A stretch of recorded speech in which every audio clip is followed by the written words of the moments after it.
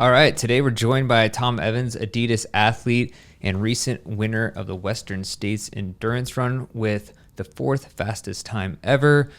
And I should say Adidas Terrex runner.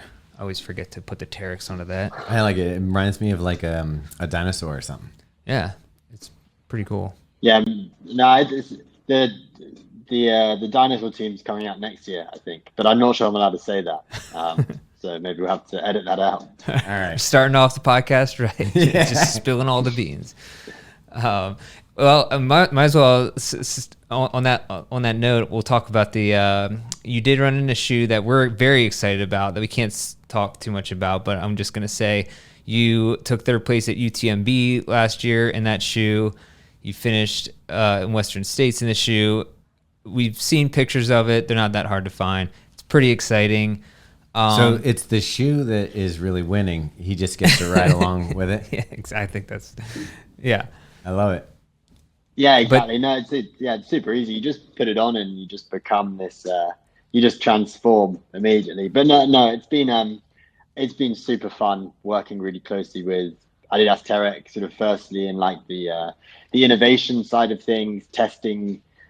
I didn't realize how much work goes into a shoe and how many like different iterations we've had of this same shoe, that you change what seems like a tiny part of it. Like you change the foam density by 3% and it becomes a completely different shoe, and it's less responsive and the ride's way worse. And yeah, it's been really fun and an incredible opportunity as an athlete to be able to put skin in the game when it comes to creating a shoe that's not just for me and for elite runners, but it's for everyone. It is a shoe that for me, it makes my trail running experience even better because I feel in control, yet I go faster. And it's just it's an incredible feeling. And what I'm really excited about is not just me getting to wear them, but I can't wait for at some point in the very, very near future, date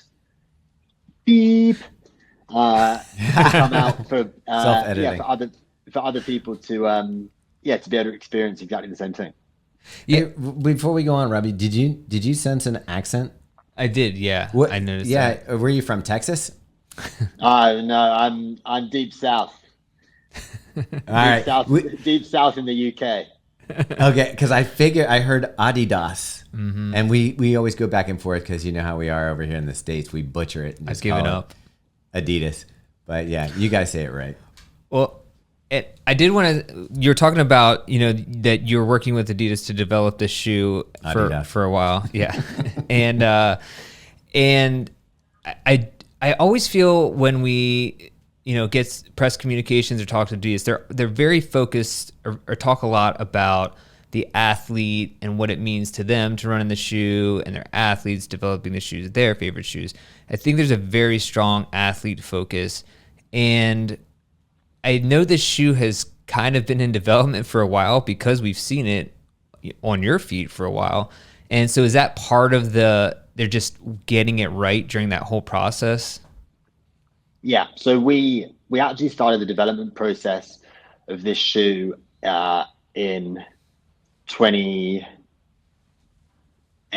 end of 2018, beginning of 2019. Then we basically stumbled upon a shoe that we're like, wow, this is really good. And it's using parts of Adidas shoes and Adidas Terrex shoes at the time. And we created what's now known as the Speed Ultra. That's a shoe that I wore at Tarawera 100K in 2019. And I was then 3rd in the second prototype of that at Western States. In 2019. The first I wore it at Tarawera 2020, not 2019. So the first time it was worn was finishing 3rd at Western States, and we then stumbled across, this works really well. Let's go for this. Let's put this into production. It's pretty easy to do as the factories have already got all of the parts, and it's been Adidas Terrex's biggest selling trail running shoe up till now, which is incredible. But the plan was always to create this super shoe, this super trail shoe, and sort of be really leading the way in technical, in technical trail running footwear and apparel. And I'm super excited that I think we're having a bit of a house organize and clear out at the moment. And I think I've got 9 pairs of prototypes of the shoes, and that's just me. That's not including the ones that have sort of gone to the lab and have been tested sort of by the robots, actual robots, not people, in the lab, and sort of just for durability and things. So the amount of work it's taken to get this shoe to where it's been, sort of, and you throw the pandemic in there as well, like it's a super long time. And I think we were definitely at a stage where we wanted to get the shoe out, but we didn't want to rush the process. So things are a little bit different, but it's ready, which is what's genuinely, it's super exciting. And I can't wait for the release very, very soon. Let's rewind for a second, Tom, because that's great. And we obviously, we're big shoe nerds and love all that tech stuff. But I want to learn a little bit more about you and some of the things that got you into trail running, because nobody starts with trail running unless, I guess, maybe in the UK you're so into cross country that it just got further and further. Can you give us a little, like, how did you get into running? What was your influence, and what's made trail running such an important part of the way you express yourself? Yeah, so definitely don't have sort of the standard. Well, I don't think there is a standard route into trail running.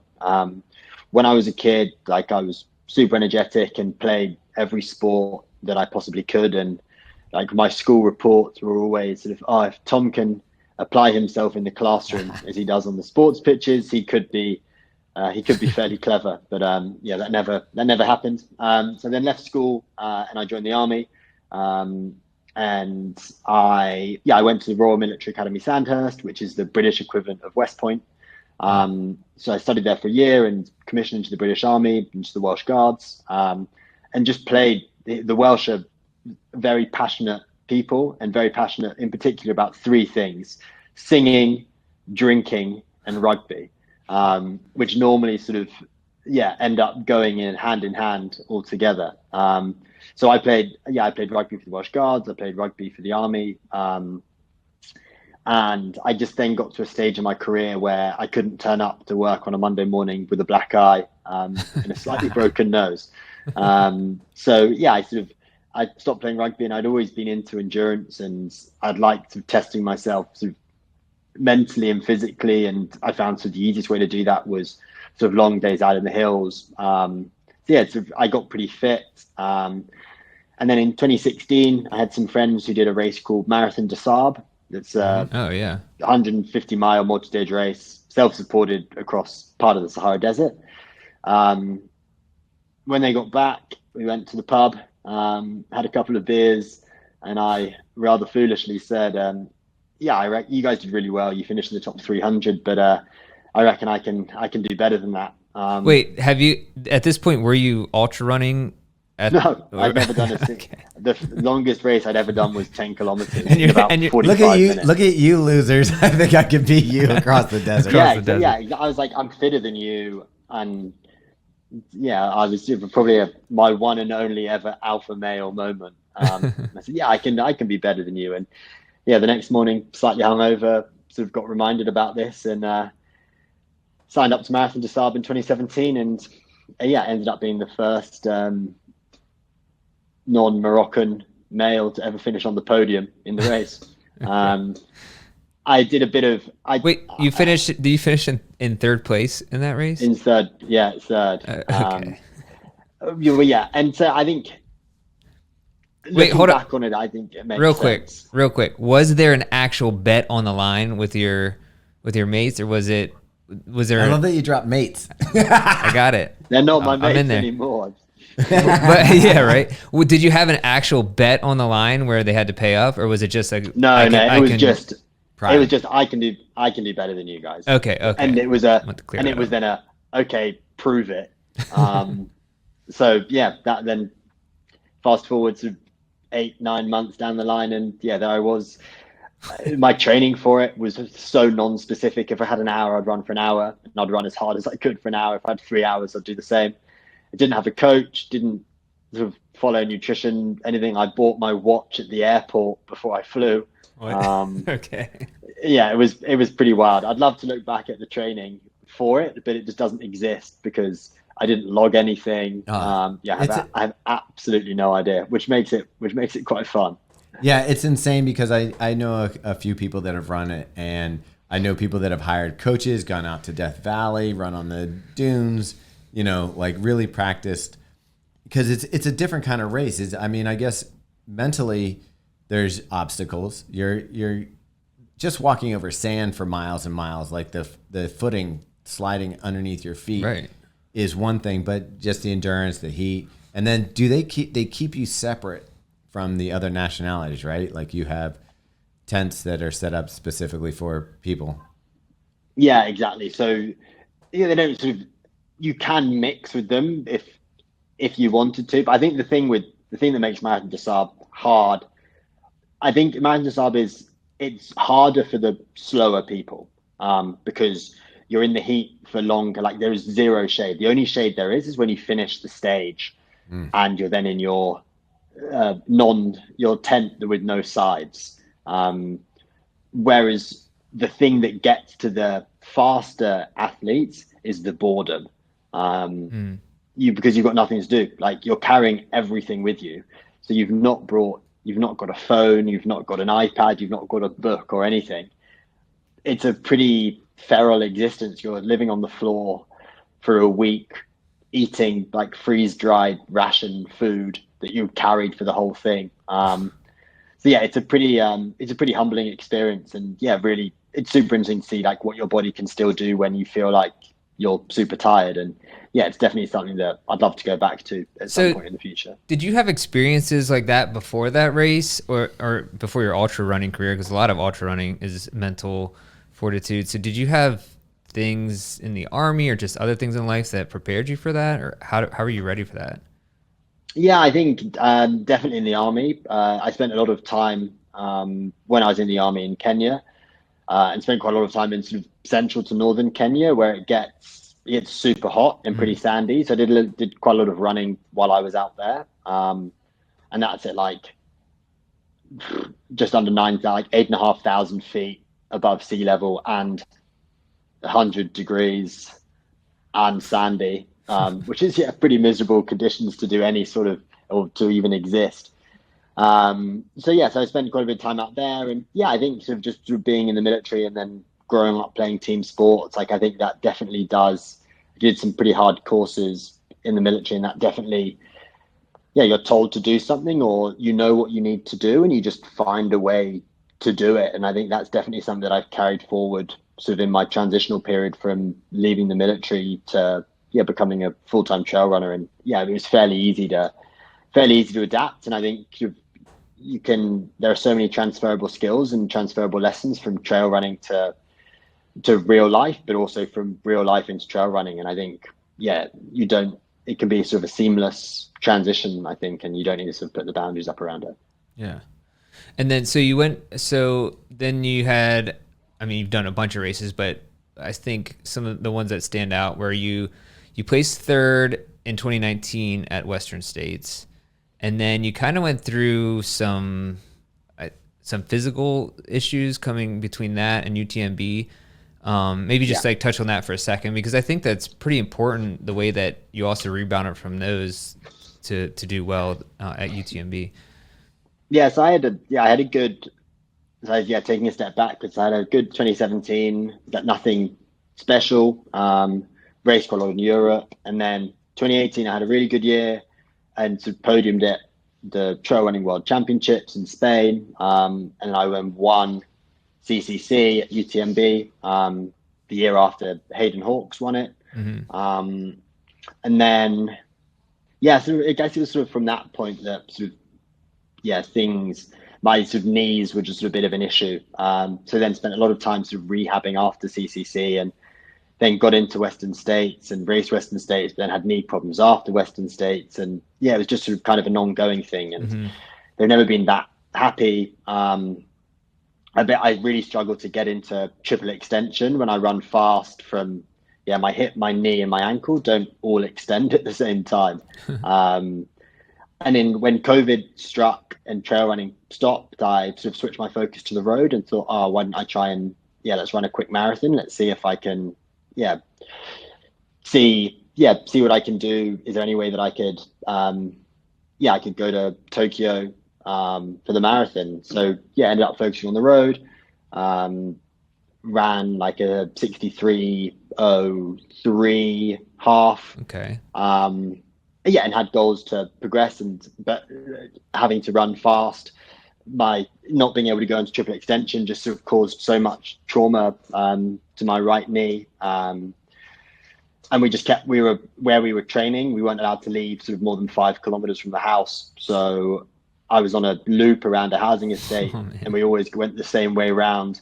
And it was my right leg, so my outside leg, that was the one taking all the force, and just didn't really realize till it was too late. And things got pretty painful, and to 2 weeks before the Olympic trials. So I had my knee injected, so it stopped the pain, but the damage was still happening, and arguably made it worse because I couldn't feel the damage. And ended up having a scan just afterwards. And I had torn cartilage. I had a stress fracture in my femoral head. I had, according to the surgeon, the worst IT band syndrome he's ever seen. Damn, dude. So we rehabbed it for just under 6 months. And then the week before UTMB in 2021, so the year before I raced it, I ended up having fairly major knee surgery, sort of clearing out the cartilage, taking out a couple of the bursas, and then also lengthening the IT band, which is pretty rare because 99 times out of 100 you can just rehab through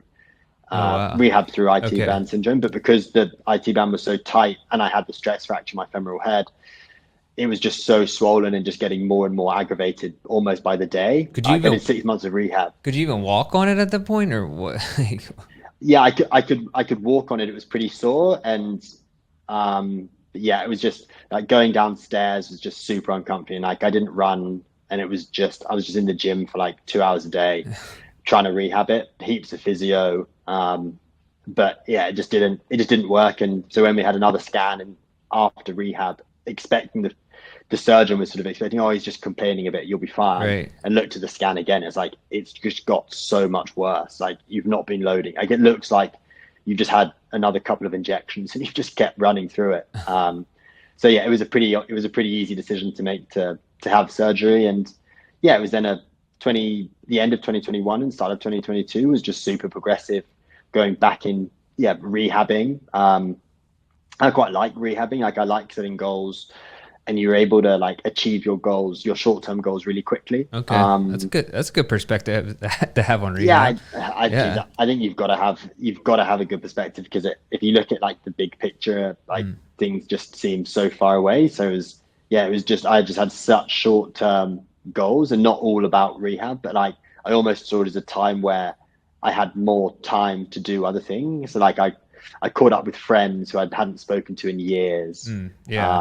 And I did way more than I ever did. And like I saw, instead of seeing it as time that I should have been running, I saw it as, well, this is just time that I've been given back, where I can do other things. So make it count. Then just a really steady progression in the training. There was nothing special about the training, and I'm coached by Scott Johnson in the US, and absolutely incredible. And I guess we just sort of flipped my training on its head, and instead of thinking like, oh, how much training can your body tolerate, we flipped it around and it's like, what's the minimum amount of work you need to do in order to give yourself a shot in these big races? Okay. And so after following the surgery and everything else, was the goal to do UTMB? Was that like your peak goal? Before you get to that, I think there's a lesson here for the audience. One, you can be complete trash and need all the help in the world, and you can come back and win Western States.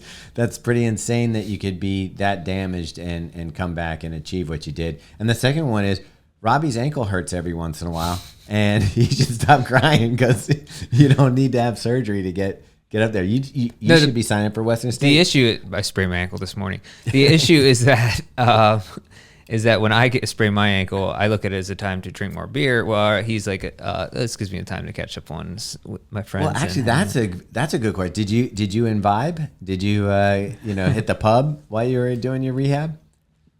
No, I very, very rarely drink. Oh, that might be it. Yeah. Yeah.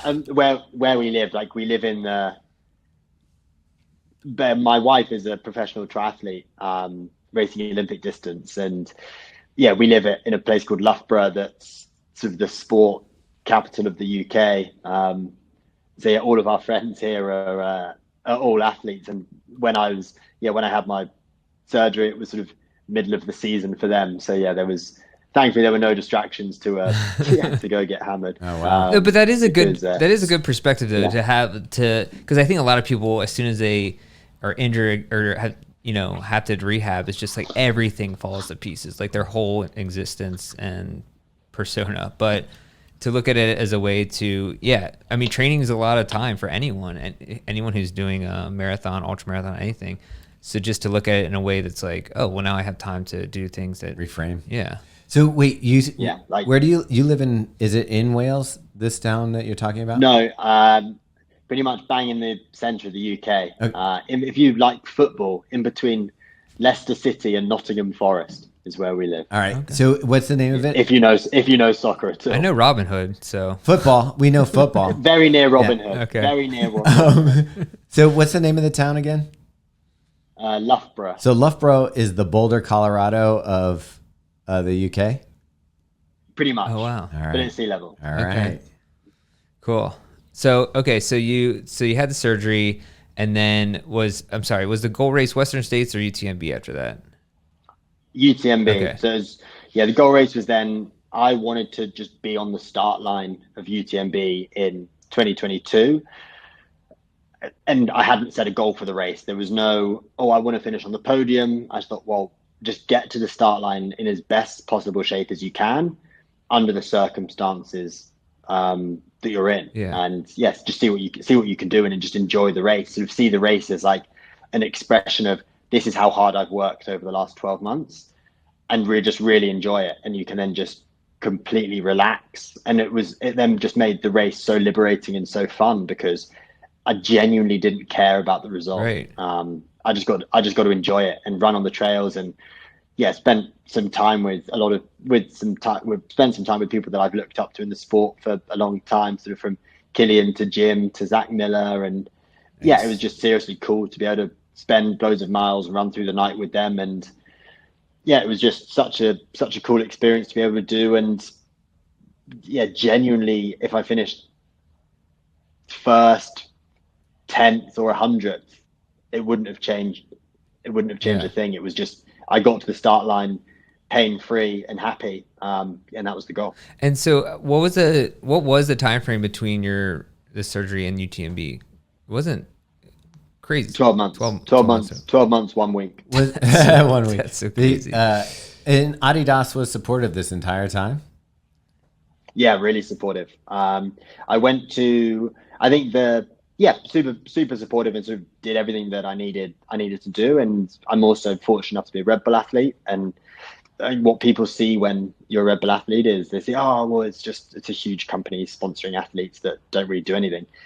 Like Red Bull did everything for me. Like they paid for my surgery. Oh, wow. I did all of my rehab with them. Our gym was kitted out by them, so I could do my rehab at home during the pandemic. I then went to Austria for a month to their athlete performance center and had either a physio or a PT with me for 3-4 sessions a day for a month. And they just really they want to get you back. Yes, they want to get you back because they want you racing. Yeah. But it's very easy when you're performing at your best for your partners, and I'm incredibly fortunate with the partners that I've got, but when you're performing your best, you're a hot commodity. But when you're injured and you've only got an 85% chance of ever running to a decent level ever again, you really find out then who the partners who are close to you. And so I owe a lot to during my injury, I owe a lot to Adidas Terrex, but I owe my career to Red Bull. Oh That's wow, amazing. the Red Bull thing though is interesting because okay, in running, and obviously Adidas sponsors a lot of different sports, but Red Bull really crosses a lot of disciplines, including Formula One racing and all that stuff. Did you get to go while you're rehabbing? Get to go to any Formula One races or do anything with some of the other athletes? I think so. When we were at the performance center, it's basically just full of injured Red Bull athletes. It's like an old people's home for Red Bull. but it's incredible. Like, when would you like? I was there. So the two people I spent most time with, a guy called Valentino, who's he's an Australian snowboarder, and he's got the world record for the highest ever jump from a half pipe on a snowboard. And also Dominic Thiam, who I watched play at Wimbledon last night. Whoa. Oh, wow. Being able to have lunch with such different athletes, the lessons that you can learn just by chatting through Right. things. And I was talking to Dominic, almost 2 years to the day ago, when he was injured with his wrist. I'm like, dude, how do you cope with being in a stadium filled with however many thousand fans and followers of the sport, and it's just you and one other person out there? Like, when I'm running on the trails, like, I might go 10 miles without seeing anyone. And if things are hard, I can just stop and start walking. But you've always got thousands of eyes there, and then even more, tens of thousands, hundreds of thousands watching on TV. And to be able to learn those lessons from athletes in a completely different sport that you would never. Why on earth would a trail runner, a snowboarder, and a tennis player ever be? It sounds like the start of a bad joke. But well, what was his answer? Yeah. He said it's just so simple. He's been doing it for his whole life, and he just focuses on him, and who cares about everyone else? I think that's a lesson for answer. everything. You just expect, and you see it, and you say, "Oh, I could never do something like that." And he's like, "Well, why not?" Like, he's like, "Oh, I could never." Like, you run 100 miles for fun. Like, it's madness. So yeah, that was really, really cool. And yeah, you get incredibly well looked after by everyone, which is you've picked the right partners when. Well, that's interesting. Yeah, you feel like you want to perform well for them because you get looked after so well. Yeah. You said running 100 miles for fun. And I'm sure once you won Western States, it was fun at the end. Just walk us through a little bit of, so that race, the result sounds great. Was the entire race great? And was there moments where you're like, this isn't fun? The training for Western States was great. I absolutely loved it. I was in Flagstaff, Arizona for the majority of the build up, and I was living with two really good friends who were also partners with Adidas Terrex, Abby and Cordis Hall. Oh, yeah. And it was I just had the most incredible 5 weeks with them. Like, we became almost like they're my American family, and just had the most incredible time. Felt so at home, felt so welcome, and I absolutely loved it. And I then got to the start line at Western States with the most confidence that I've ever had for a race. Yes, a race is, who knows what's going to happen, but I knew that I had done absolutely everything that I possibly could do. I knew I was in way better shape than I was in 2019. I understood the race so much more, and I was so ready to really commit to the day. And yeah, the race, did it go perfectly? No, there were times that were really hard that I had to dig deep, but I knew that was going to happen, and I got into the headspace before the race, like, knowing that I am going to have to go into the pain cave in order to achieve what I want to achieve in this race. It is going to hurt, and if it's easy, like, if it's hard for me, it's going to be hard for the people around me as well. And I think in order to win races, if you're racing in the right races, it's going to be painful to win. And I want to race against the very best in the world at this sport, and the sport that I love. So if you're doing it and it's easy, you're in the wrong sport, or you're in the wrong races. And so, yeah, I knew it was going to be tough. So when it got really hard in the race, I was thinking, right, well, you knew this was going to happen. This is it. This is where you either make it or you break it. And see what you can do. Write the story for your race and see what you can do. So when you're out in front like that, are you constantly thinking, I'm being chased and any second now someone can catch me, or do you have a pretty good understanding of where you are on the course and where your competition is? So I ran with Dakota Jones for like the first 65, 66 miles. And yeah, I was surprised that people weren't catching up with us, but like, because Dakota and I were chatting, but we were moving really well, and we felt like we were going pretty far, or the right pace that we needed to. And when sort of just getting to aid station, say, at the last aid station you were 5 minutes ahead, then it was 7 minutes ahead, then it was 9 minutes ahead. And you're like, we're pulling out a little bit. There's no need to stress things. There's no need to rush, but let's just keep doing what we're doing, and things are working nicely. And yeah, it wasn't until I sort of decided to put in a big surge and break away from Dakota sort of at mile 70, just before mile 70 at like mile 68.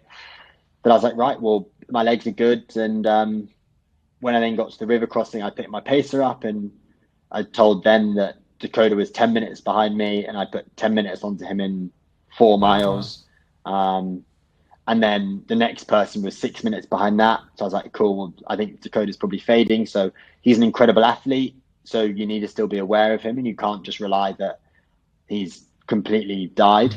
And then at the next aid station, I was told that I was like 24 minutes ahead. So then from Pointed Rocks, like with 5 miles to go, I was like, well, 24 minutes is a lot of time to make up. The only way that they're going to make that up is if I completely bonk, or if I fall over and do my ankle. So I was like, right, let's just, yeah, exactly. It can happen. It happens to the best of us. So I was like, right, well, I'll back off a little bit here. And I know the climb up from No Hands Bridge to the end really well. When in 2019, I lived in Auburn for the month before Western States. So I reckon I did the climb 25 times. That's awesome.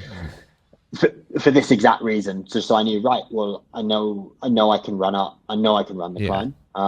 So I was like, right, just chill out on the descent, just run every step and run across No Hands. And then you know that you're going to run every step of the way up to the finish line from there. And no one's putting 25 minutes into you on that climb if you're running. And so, yeah, it was, in the beginning, I was expecting people to come past, but when I was running with my pacer, and yeah, I think your pace is always going to be a bit more positive than you feel. But yeah, we were just clipping along really nicely, and things felt good, and just thought, right, well, someone's going to be running 5 minute miles if they want to catch. And at that stage in the race, never say never, but if someone's running 5 minute miles, 90 miles into a race, I'm more than happy to step to the side of the tread and let them pass. That would be impressive. Yeah, because I'm not. They may have stolen your case of Red Bull at the tent right before that. Yeah, at exactly. least Robbie's case of 8 hour energy. Or got some wheelie shoes on.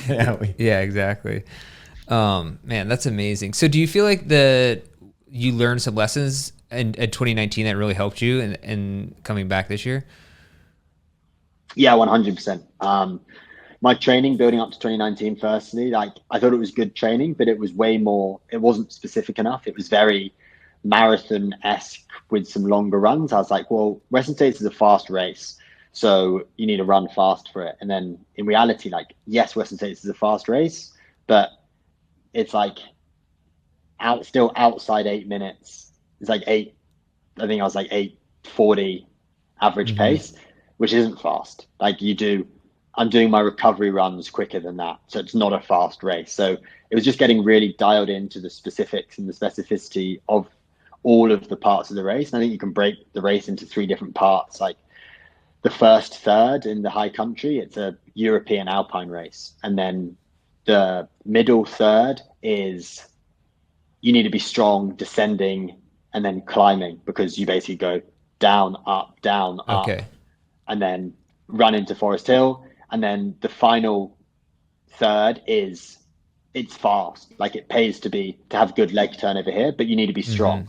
So yeah, I tried to like unpick all the details of the race. So I did some fast stuff. I did some more mountainous stuff, and just try to tick all the boxes. And then with a couple of weeks to go, we sort of switched the focus to just getting super used to the heat. And it wasn't a hot year this year, but doing heat training like is still a super important part. And I guarantee I'd be amazed if anyone trained as specifically as I did for this race, or sort of followed a similar heat protocol to what I did. And I think it was just on the day, it was just that perfect storm of, I had worked so hard with Adidas Terrex of being creating this shoe that I fully trusted, to my nutrition being really good, and there were just no question marks with what my nutrition was going to be. My cooling strategies, like we'd practiced everything with my crew, from like making ice slushies that I could drink to like making my own ice bandanas that were exactly how I wanted it, to make it as comfortable as possible rather than just buying one off the shelf. We were like, well,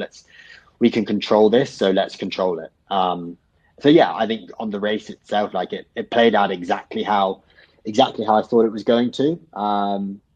And yeah, the training was, I don't think there's such thing as a perfect build up to a race, but it seems like in my opinion, this is as close to perfect as I'm probably ever going to get. And I'm happy to put my hands up and say, I doubt I will ever have as good a build up as this in my life. And if I do, that would just be incredible. Well, Western States is an iconic race.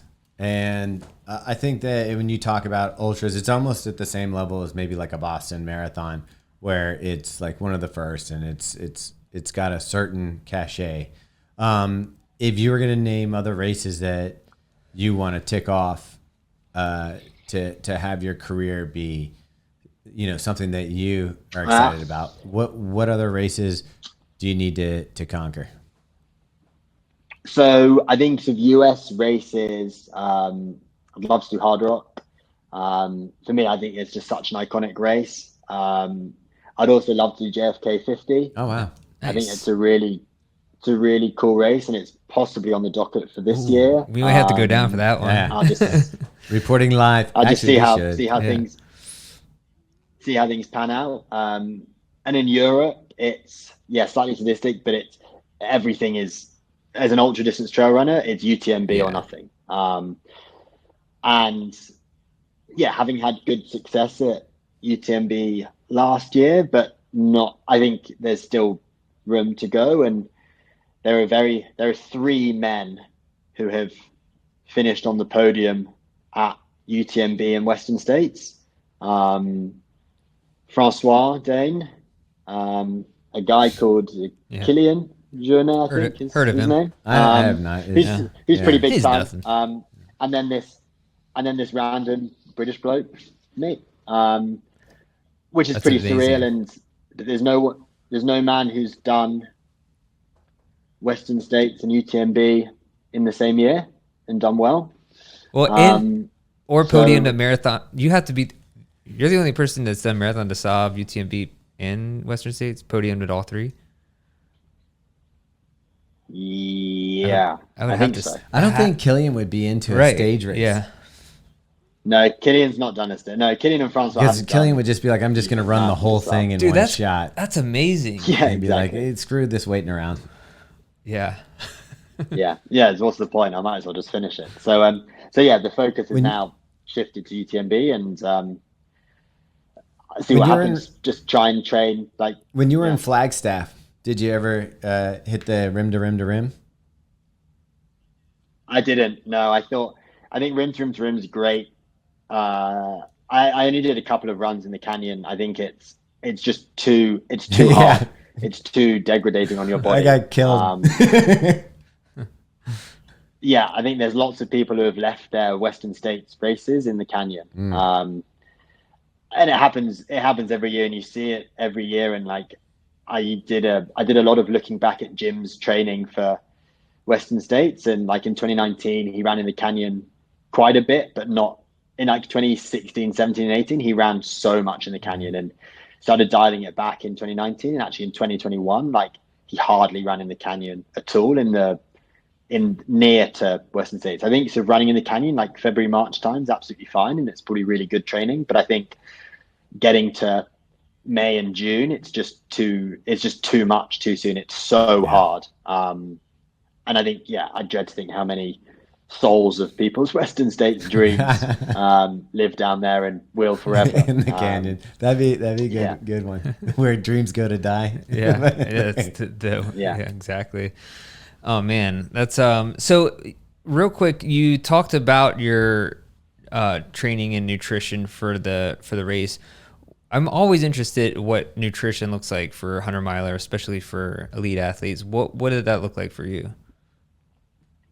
I think it's pretty different. I think when you talk about ultra endurance nutrition, people think, oh, like what foods you eating and things. And like for me, in a under 15-hour ultra, like I don't eat solid food at all. Like I work with Morton as my nutrition partner, and then Red Bull obviously. And yeah, my nutrition strategy is super simple. I have a bottle of Morton, which is 80 grams of carbohydrate an hour. And I have a gel, which is 40 grams of carbohydrate. So like so 120 grams of carbohydrate. Is that the 360? The Morton 360? Yeah, it's a 360 drink mix. And then a gel that is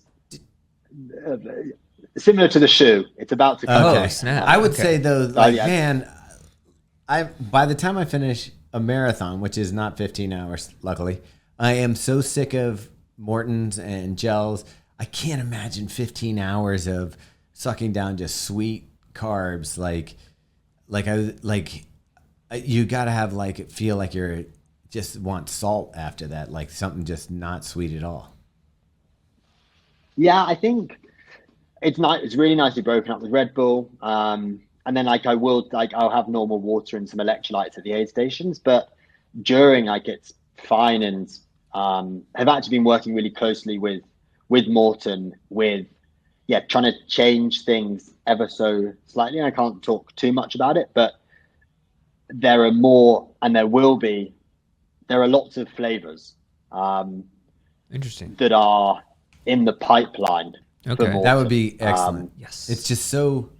It's incredible. So sticky and so sweet that's like I love it. I think it's probably the best for running, but I find myself during training wanting to use mix in other gels and stuff because I just can't take halfway through marathon training. I'm just enough. Yeah, no, I completely agree. And it's the feedback that myself and then lots of other athletes, mostly cyclists, because they train even more than runners. So yeah, they've listened to the feedback and they've adapted things. So yeah, in the next, this year there will be 40 different flavors 14 to choose from. 40. 40. I don't even know. Is there that many flavors? That's like one of those soda machines that you can change all the flavors at one but that's one only machine. It's like that, but it's 6. It's done in a very maybe it won't be 40. There's got to be steak and eggs. There's got to be what? I mean, it's like Jelly Belly. I'm willing to try. Popcorn, full English breakfast, and all of these. But it's done in a very, very clever way. If anyone is listening and you've watched any of my YouTube videos or seen of my posts on Instagram, you'll see exactly what I'm talking about. There is some footage and evidence of it in use, which is I honestly wouldn't be that surprised if Morton was maybe part of the Matrix these are the foods we're gonna eat forever. Tastes like chicken. Yeah, and you're but we don't know what chicken tastes like. They're kind of mysterious, and their packaging kind of gives off that vibe where we might be entering into that world. I'm not sure. I will take the red pill. Wait, is the red pill a good one? Yeah, I think the red pill is the one that lets you. But no. Yeah, you want to know one. No, I'm staying in the Matrix. Oh, I'll so take the blue pill. I'll yeah. blue pill it. I'm fine here. This is good. I mean, I don't know. You have your recent finishes are somewhat superhuman, so I'm not even sure that I can trust you at this point. But Dude, you might be part of it. It's the Adidas shoes, a Red Bull, and some flavored Mortons. Yeah. So how much Red Bull do you drink, say during an ultra? So because I was in a can, I wouldn't take it with me, but it's I would then have it in all of my aid stations. And so depending on the temperatures, caffeine on the effect of caffeine on core body temperature. Caffeine can increase your core body temperature quite a bit. So I would look at something like, if you looked at when we were going through nutrition planning for the race, you thought, oh, well, we could use caffeine in the canyons, for example, because you want a solid effort when you're climbing out, but also that's the hottest part of the race. So, and I think actually a lot of people make that mistake and they start caffeining at Western States too early. So my plan that we executed, I didn't take caffeine until sort of mile 55 at Michigan Bluff. And then, yeah, it wasn't particularly measured, but it would be like half a can at all of the aid stations after that. So probably had like the equivalent of 2.5 cans maybe between Michigan Bluff and the finish. And it's not particularly measured, but for me, are you taking the caffeine Mortons as well? No, pretty much just Red Bull. Like in some races I have, but I guess it really depends on the race. Like I find more so I might want to be a little bit more specific with caffeine when I'm like going through a night race, and if I've got long stages between aid stations, then I might supplement it with a little bit more caffeine from outside of Red Bull. But 99% of my fueling in a race and 100% at Western States is with Red Bull. Wait, when you wake up in the morning, though, I didn't feel it's like a cup of coffee, right? Okay. Yeah. I have a very nice coffee machine here. So yeah, it's always nice to get home. I'm a bit of a coffee snob / perfectionist. So I sometimes will have a 5-hour energy before a race. So do you think I should switch over to Red Bull? You think that's a better idea? All right, 100%. Wait, you're asking? Just let me hear him pitch it. A 5-hour. Yeah. I think I don't know how much caffeine's in a 5-hour energy. I imagine a lot, but like your body just can't process it all that quickly, and you're almost putting your body into like a serious shock by taking so much. So for me, like I found that microdosing on caffeine is so much more effective than having a massive serving. So in a can of Red Bull, it's 80 milligrams of caffeine, which really isn't that much. It's sort of the equivalent of like 2 shots of espresso from some not very good chain. Are you gonna say Starbucks coffee? I love Starbucks. Yeah, precisely. I wouldn't know. I couldn't tell you the last time I had a coffee from there. I found that in the UK, you guys really don't like Starbucks. Like I don't understand. Is it because it's like McDonald's to you? It's like this American trash. Oh no! See, McDonald's coffee is really good. I agree. Actually, it is pretty good.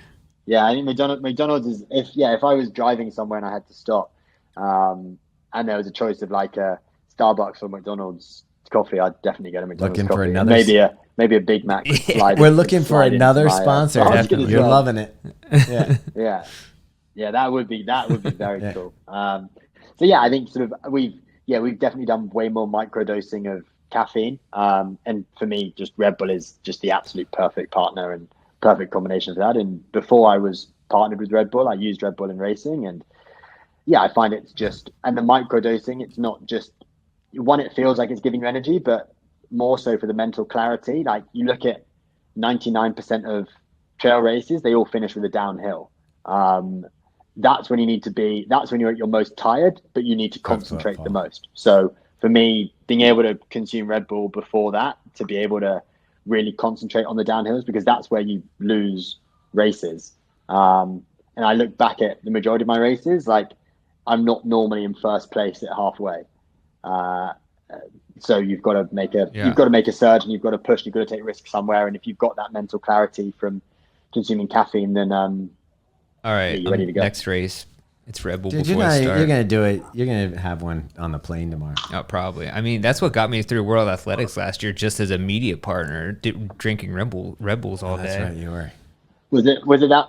Was it that boring? And we were doing that much. Like we were getting up in the real early in the morning and doing runs with people, and then we were going to the media center, and we had to walk everywhere. Yeah, like, and it was pretty far. I gotta tell you, I know that running 100-mile Western States is probably tiring, but just imagine this. Just imagine, walking around. We didn't get a belt buckle either. No, you should have got to be. I now won't do anything. I won't leave the house if I'm not getting a belt buckle. I like it. Do you wear the belt buckle around? I haven't yet, but I will. All right. I need to get my I need to get the leather strap belt. It's not really a thing over in the UK. Okay. What you have to understand is those can be customized. Like they stamp your stuff. You could get your name and your time on the belt, leather belt, and then you really cool. Boss. Get yourself some Wrangler jeans and a cowboy hat, and you. I've already got a pair of cowboy boots. So. You're halfway there, dude. In England, you'd be like. That'd be like me walking around like a beef eater here. Like it'd be a sight. Exactly. Yeah. You know? No, I think in a England football shirt with sunburn is probably more accurate. That's what British people wear. All right. I like it. All right. Anything else, Tom? No, I think we should probably wrap it up. We've taken up an hour of his time. Plus, there was some snafu in the beginning, so he's like waiting around while we're trying to figure out technical issues. So we really appreciate that, Tom. Man, you're a rock star. Killing it. Oh, no, guys, thanks so much for having me. It was great fun. Definitely. Yeah. All right. Good luck at everything else you got coming up. Thanks very much. Before you go, can I hear you say Adidas, but not the way that you say it? Say it the way we say it. Adidas. Oh man, that was close. That's close. That's pretty good. Yeah. Can you say it how I say it? Adidas. Yeah, close enough. Adidas. German. All right. Yeah, it does sound German. We're bad at. We're so bad at accents. Yeah. Perfect. Well, thank you very much, guys. All the best. Take care and chat to you soon. All right. Take care. Thank you.